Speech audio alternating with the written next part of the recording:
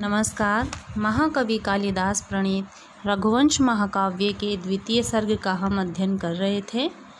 पिछली वीडियो में हमने यहाँ तक देखा कि सिंह राजा से कहता है, विचार मूढ़ प्रतिभासी में त्वम, अर्थात थोड़े के लिए बहुत कुछ छोड़ देने वाले तुम मुझे अविवेकी प्रतीत होते हो।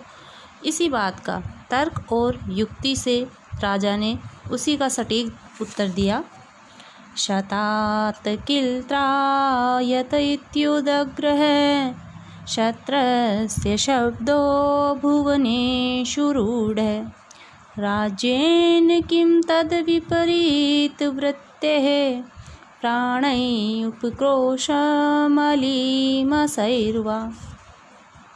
अर्थात देखिए, शतात अर्थात विनाश से, किल निश्चय ही, त्रायत रक्षा करता है, इति उदग्रह है इस प्रकार से प्रसिद्ध है। क्या?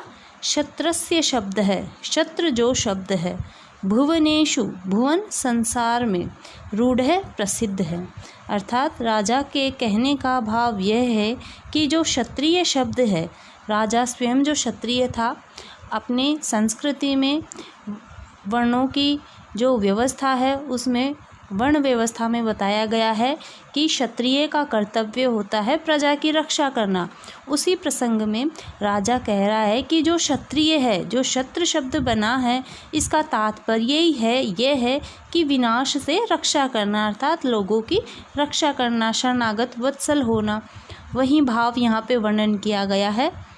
तो शतात किल त्रायत इति उदग्रह क्षत्रस्य शब्दो भुवनेषु रूढः, संसार में प्रसिद्ध है कि घाव से, शतात विनाश से जो रक्षा करे वही क्षत्रिय है। राज्येन किम, तो फिर राज्य से क्या, तद विपरीत वृत्ति है, उसके विपरीत आचरण करने से।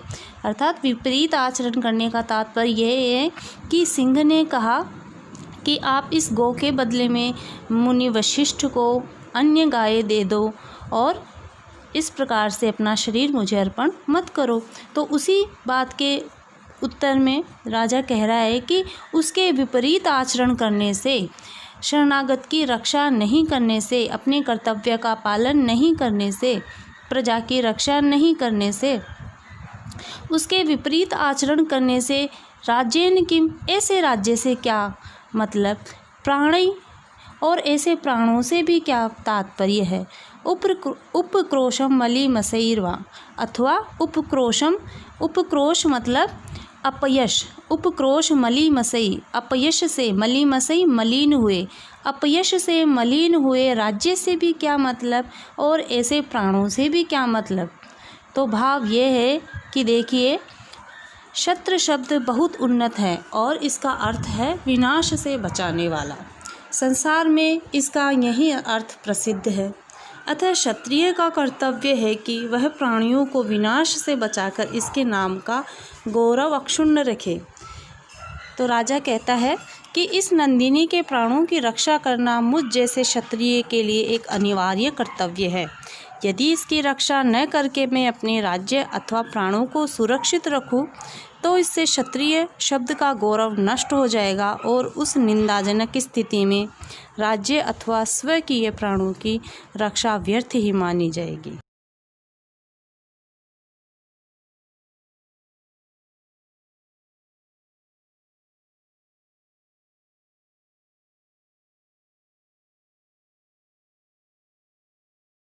इसी प्रसंग में राजा आगे कहता है, कथं नु शक्यो नुनयो महर्षे विश्राणनाचान्यपयस्विनीनाम् इमामनुनां सुरभेरवेहि रुद्रोजसा तु प्रहृतं त्वयस्याम्।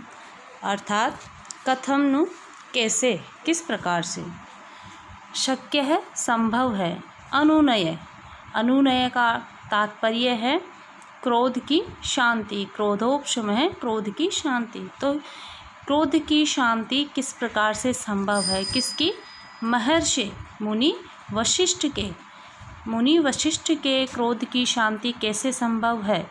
विश्राणनाथ, विश्राणनाथ अर्थात दानात, देने से, च और अन्य पयस्विनीनाम दूसरी दूध देने वाली धेनुओं के, अन्य दूसरी पयस्विनी दुधारू गाय, तो अन्य दूध देने वाली गायों को देने से महर्षि वशिष्ठ के क्रोध को कैसे शांत किया जा सकता है। जब सिंह कहता है ना कि आप गो नंदिनी के बदले अन्य सैकड़ों गाय देकर गुरु के क्रोध की शांति कर लेना, उसी बात के जवाब में राजा कहता है कि अन्य दुधारू गायों को देने से मुनि वशिष्ठ के क्रोध की शांति कैसे की जा सकती है।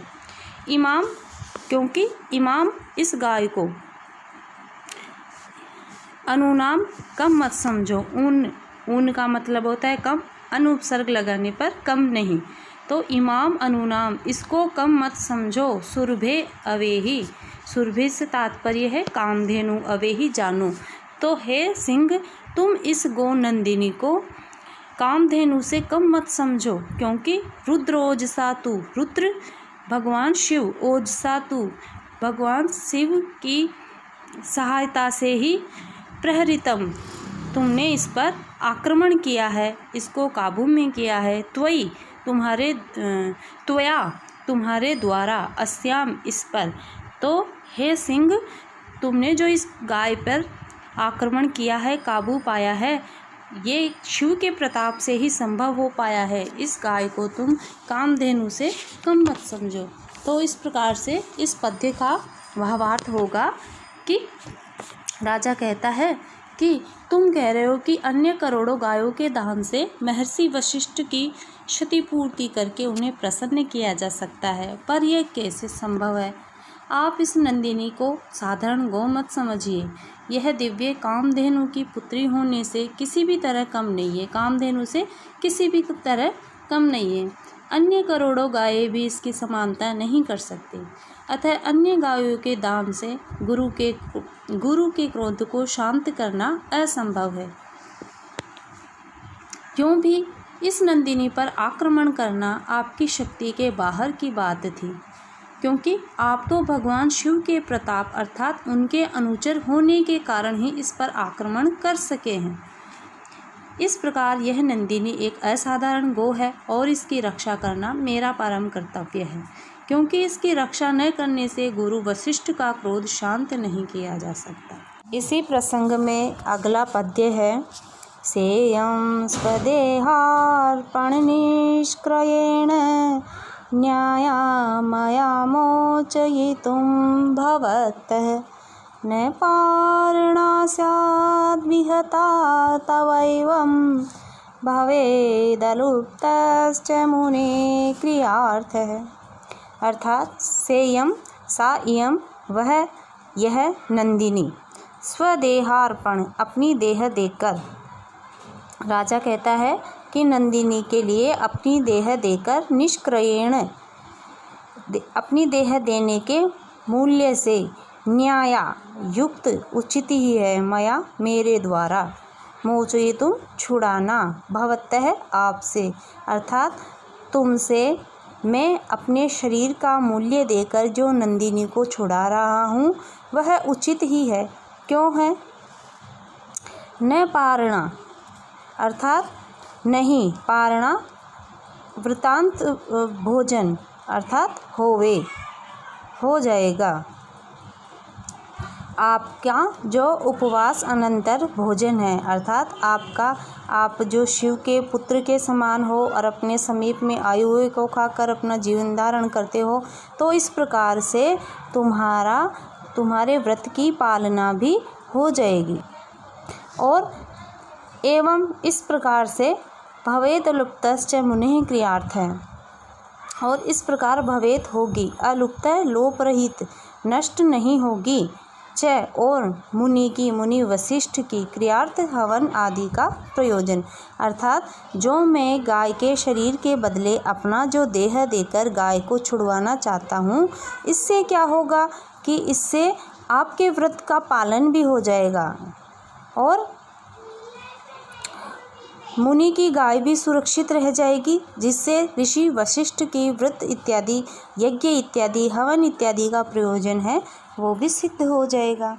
अतः मेरे लिए उचित है कि आपको इस गाय का मूल्य देकर इसे आपसे छुड़वा लूँ। तदर्थ मैं अपना शरीर आपके सम्मुख भक्षणार्थ प्रस्तुत करता हूँ। मेरे इस शरीर के अर्पण से गौ का उचित मूल्य आपको मिल जाएगा। इस प्रकार गौ को आपसे छुड़वाना मेरे लिए सर्वथा उचित है। इस गौ को मुक्त करने से आपके व्रत की पालना में भी कोई रुकावट नहीं आएगी, क्योंकि इसकी जगह आप मेरे शरीर का भक्षण करके व्रत की पालना करेंगे। उधर ऋषि वशिष्ठ के सभी धार्मिक कार्य भी इस नंदिनी की रक्षा से निष्पन्न होते रहेंगे, जबकि इस गौ के न होने पर वे सभी धार्मिक कार्य रुक जाएंगे। इसी प्रसंग का अगला पद्य है भवानपीदं परवानवैति महान् यत्नस्तव देवदारौ स्थातुं नियोक्तुर्नहि शक्यमग्रे विनाश्य रक्षं स्वयमाक्षतेन। कि देखिए, भवान अपि इदम, आप भी, इदम यह बात, एतत् बात, कि आप, ये बात है कि आप भी परवान, परवश है, पर सेवा में लगे हुए हैं, अवेति जानते हैं, आप भी पराधीन है, ये हम जानते हैं। महान ही यत्न तव देवदारो, क्योंकि जो आपका सेवा कार्य है वो आपका कर्तव्य है देवदारो, देवदारू के वृक्ष के प्रति। कि सिंह ने राजा को कहा था कि भगवान शिव के द्वारा मैं इस देवदारू वृक्ष की सेवा में लगाया हुआ हूँ। इसलिए राजा सिंह से कह रहा है कि ये तो हम दोनों जानते हैं कि आप भी पराधीन हैं, क्योंकि भगवान शिव के द्वारा आपको इस देवदारू वृक्ष की सेवा में, इसकी रक्षा में लगाया गया है। स्थातुम नियोक्तुर नहीं शक्यम अग्रे। स्थातुम अर्थात ठहरना, नियोक्तु स्वामी के, स्थातुम नियोक्तुर नहीं शक्यम अग्रे, शक्यम संभव, अग्रे अग्रे सामने, विनाश्य नाश करके, रक्षम रक्षा करने योग्य वस्तु का, अर्थात मैं रक्षा करने योग्य वस्तु का विनाश करके किस प्रकार से गुरु के सामने सम्मुख खड़ा हो सकता हूँ। स्वयं अक्षतेन, और स्वयं अपने अक्षतेन बिना नष्ट किए हुए शरीर को धारण करते हुए, अर्थात मैं अपने शरीर की रक्षा करते हुए किस प्रकार से गुरु के सामने खड़ा होने की हरकत कर सकता हूँ, किस प्रकार से संभव है कि मैं गुरु के सामने खड़ा हो सकता हूँ। तो इस प्रकार से इस पद्य का सारांश होगा कि देखिए, राजा सिंह से कहता है मेरी तरह आप भी पराधीन हैं, अर्थात आप भगवान शिव के अनुचर या अधीन हैं, जबकि मैं मुनि वशिष्ठ के अधीन हूँ। मैं जिस प्रकार इस गौ की रक्षा के लिए सचेष्ट हूँ, वैसे ही आप भी इस देवदारू वृक्ष की रक्षा करने में तत्पर रहते हैं। अतः आप मेरी स्थिति को अच्छी तरह जान सकते हैं। अब यदि मैं ऋषि द्वारा सौंपी गई तथा रक्षा करने योग्य गौ की रक्षा न कर पाऊँ और अपने शरीर को किंचित भी क्षति न पहुँचने दूँ, तो मैं क्या मुँह लेकर गुरु के सामने खड़ा रह सकूँ। अंत में राजा सिंह से कहता है किमाप्यहिंस्यस्तौ चेन्मतोऽहं यशः शरीरे भव मे दयालु एकांत विध्वंसिषु मद्विधानां पिंडेश्वरास्था खलु भौतिकेषु। अर्थात किमपि, किसी कारण से भी, किमप्यहिंस्यस्तौ, इस पद का विच्छेद होगा किम अपि अहिंस्यस्तौ। किमपि किसी कारण से भी, अहिंस्य है अवध्य, अर्थात अगर तुम ऐसे समझते हो कि मेरा शरीर किसी प्रकार से भी अवध्य है, तुम उसको मारना नहीं चाहते, मारने में अयोग्य है। किमपि अहिंस्यस्तौ, तो तुम्हारे लिए चेन मतो, चेत यदि, मत है माना गया हूँ, तुम्हारे लिए अगर मैं अहिंस्य माना गया हूँ, तो यशः शरीरे, मेरे यश शरीर पर, यश रूपी शरीर पर, दयालु भव, दयालु हो जाओ। अर्थात अगर तुम ये सोचते हो कि जो मेरा शरीर है वह अवध्य है, तो फिर मेरे यश शरीर पर दयालु हो जाओ। अर्थात कीर्ति पर, मेरे यश रूपी शरीर पर दयालु हो जाओ। क्यों? एकांत विध्वंसिषु मद विधानाम। एकांत विध्वंसिषु, एकांत अर्थात अंत में, विध्वंसिषु नश्वर, नष्ट होने वाले। क्योंकि जो ये शरीर है, कहा गया है कि जो हमारा शरीर है हम ये नश्वर है।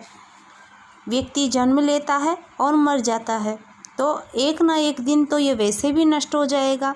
लेकिन इस शरीर के कारण जो कीर्ति रूपी शरीर है, जो व्यक्ति का यश है, नाम है, वह नहीं खोना चाहिए। इसलिए कह रहा है एकांत विध्वंसिषु, एक समय पर नष्ट होने ही वाले इस शरीर पर, मद विधानाम, मेरे जैसे, पिंडेषु, भौतिक शरीर पर। तो मुझे इस भौतिक शरीर पर अनास्था, आस्था नहीं है। अर्थात मेरा मोह इसमें नहीं है। खलु भौतिकेषु, इस पंच महाभूतों से बने हुए इस नश्वर शरीर में मेरा कोई मोह नहीं है। मेरा मोह तो केवल यश रूपी शरीर पर है। अर्थात जो वंश है, जो राजा का कुल है, राजा की प्रसिद्धि है, उसका नाम है, यश है, उसी में राजा का मन है, उस भौतिक शरीर में नहीं है। क्योंकि उस राजा को पता है कि एक न एक दिन तो वो वैसे भी नष्ट हो जाएगा।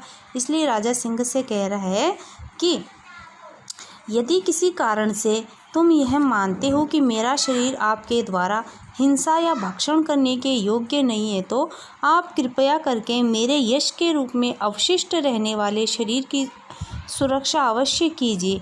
अर्थात मेरे यश में कमी न आने देने के लिए इस गो को छोड़ दीजिए और मेरी भौतिक देह का भक्षण कीजिए। क्योंकि यह भौतिक शरीर तो सर्वथा नश्वर है। इसलिए मुझ जैसे व्यक्तियों को इसकी सुरक्षा में कोई आस्था या विश्वास नहीं है। हाँ, यश के रूप में सदा के लिए